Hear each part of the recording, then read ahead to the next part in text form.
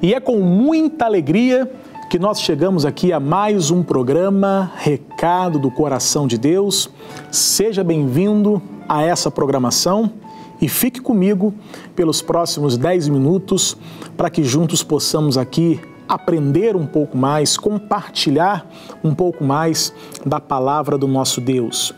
Desde o começo desse mês, você tem percebido, aos sábados aqui nós estamos com um novo formato, onde nós estamos respondendo a perguntas que você poderá mandar para cá, para que a gente eventualmente possa responder aqui no ar.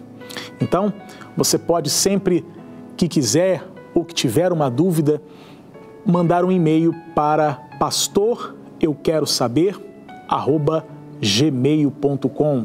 Esse é o e-mail pelo qual você pode encaminhar as suas perguntas, como aqui mandou a Ana Lisboa, aqui do Rio de Janeiro.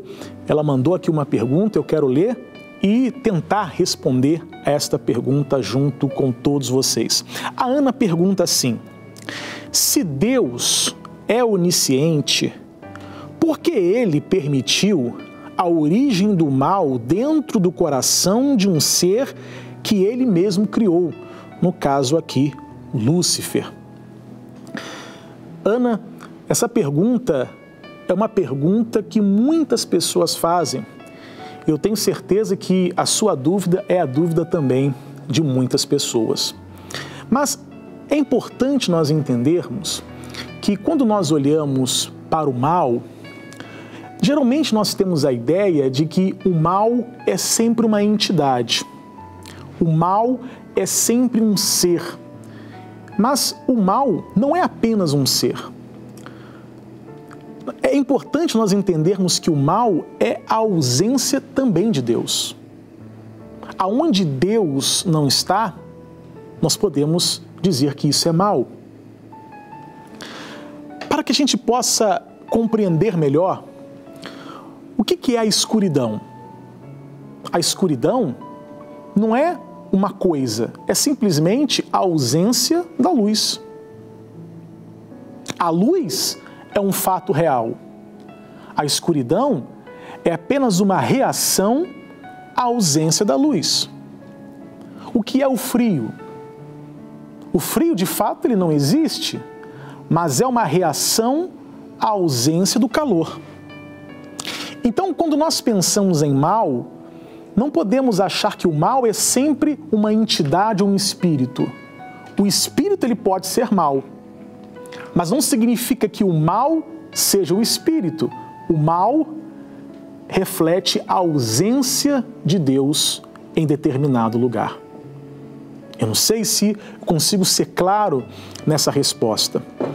Mas quando a gente pensa, por exemplo, em Lúcifer, como você questionou aqui na pergunta, é importante nós entendermos que os anjos não são uma espécie de robô que é programado para fazer a coisa sempre do mesmo jeito.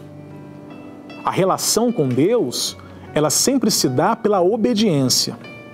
Obediência a regras que o Senhor Deus lhe define. Quando nós olhamos, por exemplo, na tentação da Eva, a tentação, ela se dá por um espírito, ou a tentação ela se dá pela própria capacidade da mente de cada indivíduo. Porque eu particularmente creio que Deus, quando cria os anjos e depois o homem, tanto os anjos, tanto o homem têm características que são parecidas. E assim como o homem não é um robô que é programado para fazer determinada coisa, pelo contrário, o homem ele é dotado de inteligência, de capacidade de dizer sim ou não para as coisas. Eu creio que os anjos também. Então, no momento que Lúcifer ele decide se rebelar contra Deus, no dia que Lúcifer decide ou deseja querer o lugar de Deus, não significa que ele estava sendo tentado por alguém, porque senão a gente vai se fazer a pergunta, mas quem tentou Lúcifer? E se alguém tentou Lúcifer, Quem é que estava acima desse que tentou Lúcifer? Ou seja, é uma resposta que não vai ter fim. A gente não vai conseguir encontrar. Mas assim como o homem, eu creio que os anjos também, eles são dotados de vontade. Mas por que obedecem a Deus? Porque são submissos. A obediência não é uma coisa programada. A obediência, ela é voluntária. Em vários momentos, a gente percebe na Bíblia, por exemplo, a figura de um anjo que adora a Deus. Apocalipse trata muito disso. Anjos que se prostram diante de Deus. João, em determinados momentos, ele descreve essa visão de anjos que se prostravam diante do Senhor. E por que esses anjos se prostravam? Porque eles eram programados a isso? Não. Porque eles queriam adorar, porque eles queriam se prostrar. Isso mostra que o anjo, ele não é um robô, mas é um ser espiritual que também é dotado de vontade. Então, quando Lúcifer, ele decide fazer o que ele fez, eu creio que ele o fez não porque existia uma força acima dele o tentando, mas simplesmente porque isso surgiu da sua própria vontade e do seu próprio interesse. Volto a dizer, nós podemos ser tentados por um espírito maligno que tenta nos induzir a alguma coisa, mas também nós somos tentados pelas nossas próprias concupiscências, pelo próprio desejo da nossa mente. Então a tentação, ela pode se dar no plano espiritual, mas a tentação, ela também pode se dar no plano da mente. A sua própria mente deseja, o seu próprio corpo deseja.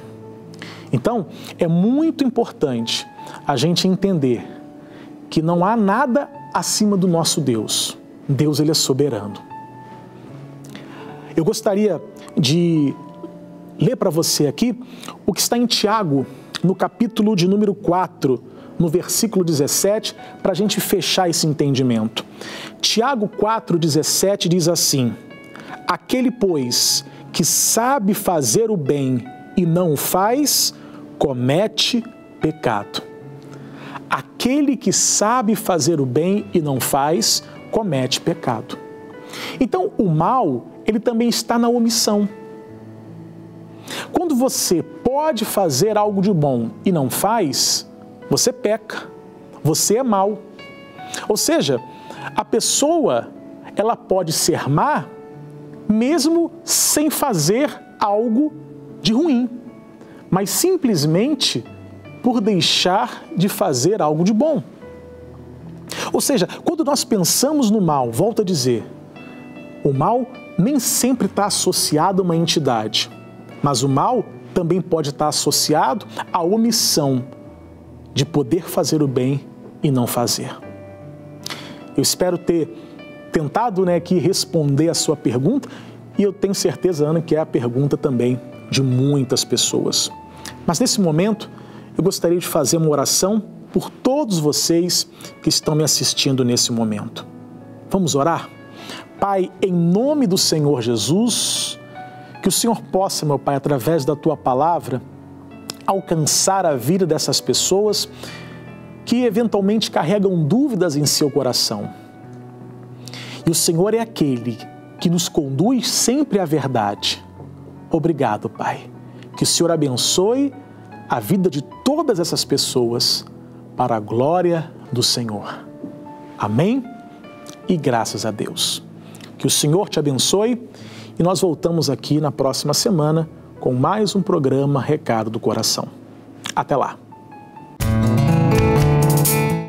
A Igreja Internacional da Graça de Deus, em Copacabana, sob a liderança do pastor Leonardo Silva, convida você a participar de uma de suas reuniões.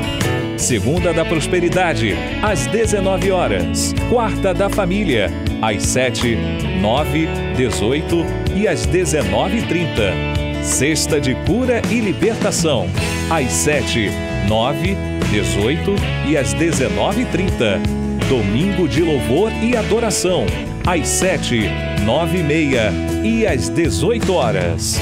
A Igreja da Graça de Copacabana fica na Avenida Nossa Senhora de Copacabana, número 1241, Galeria Atlântica.